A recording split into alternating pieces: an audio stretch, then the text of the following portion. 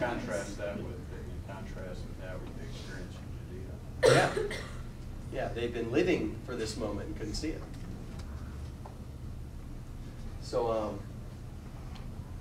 So he told me everything I ever did. So when the Samaritans came to him, they urged him to stay with them, and he stayed 2 days, and because of his words, many more became believers. So Jesus gives 2 days. He's got 3 years to make a mark. I mean, what is this percentage? Jesus, like, he gets an invitation. You know, have you ever seen the president travel around? He goes to places for like an hour. You know, you try to get this man's time, you're just not going to get it. And somehow Jesus is like everything. Can you imagine the guy that just bold enough to say, hey, my house, we're having spaghetti, baklava, you know, we're going to have all the whatever-ness. You can't mix Italian and I need to be more prepared in my talk. Falafel. Okay. So Jesus gets the invitation, and because of the words, I can just imagine breakfast, lunch, and dinner. Jesus is just having a heyday with these people, just completely enthralled with his words and his thoughts. The way he talked to them probably just made them feel alive for the first time, and he's just loving them. And they said to the woman, we no longer believe just because what you said. Obviously, that's out the door. Now we have heard for ourselves, and we know this man really is the Savior of the world. That's a pretty big statement right there, right? Jesus spends a heck of a lot more time getting beat up and smacked around, and yet somehow these people see it very early on, and yet he spends the whole rest of his time here just getting wrecked by people who don't. Now, Jesus himself had pointed out that a prophet has no honor in his own country. When he arrived in Galilee, the Galatians welcomed him. Then, and you guys have the map here. You know, you can see, it's I think 35 miles if you go on the coast right there, like the length of Samaria, something like that. So, I mean, it wouldn't have taken him forever to get up there, but nonetheless. I really like this, like if you look, the chapter before this, we read about Nicodemus, and it seems like this Samaritan woman, like her heart and the way that she is, completely embodies the spirit of the Samaritans, and then the Nicodemus and how he is almost completely embodies the spirit of the Jews, you know? The Jews being all like upright and pious, and they have this like fake facade they put over their faces, you know, and they don't even walk, they have to walk all the way around Samaria, and they had this thing that you couldn't buy and use a utensil that was sold from Samaria or whatever, and they were just so like self-righteous, you know, and then the Samaritans, they don't have any reason to be prideful because they live in this place, everybody looks down on them, so they all are real, you know, they know their crap, and everybody else knows their crap, you know, and they feel horrible about it. And like when Jesus says he has an ear to hear, let him hear, you know, and it seems like all the Samaritans had the ear. And then the 2 days we spent with them, there was no sign, there was no miracle or anything recorded in the Bible Jesus did in Samaria. All they did was hear the word, and they believed, you know. And the Samaritans, they said, we don't need to hear what you say or whatever because we've heard what he said, and we believe that he is indeed the Savior of the world. And like the next chapter where we're reading about the feeding the 5,000, one of the hugest miracles Jesus did, you know, and these other things, like at the end, people are just like, oh, this is a cool prophet or whatever. Like they don't get it, you know.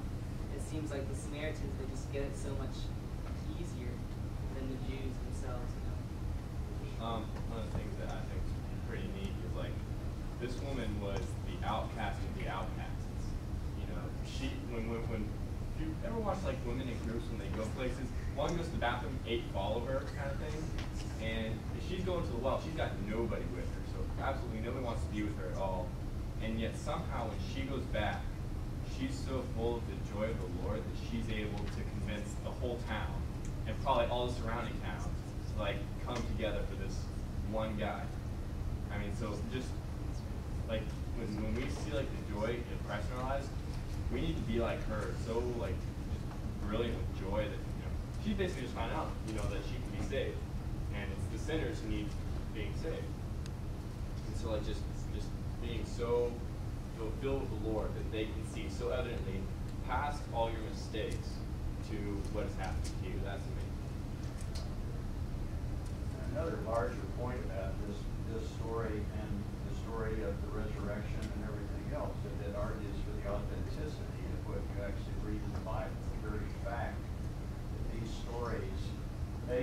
go to and revolve around someone that is not somebody that's an authority figure, you know, whether it's women, whether it's shepherds, whatever.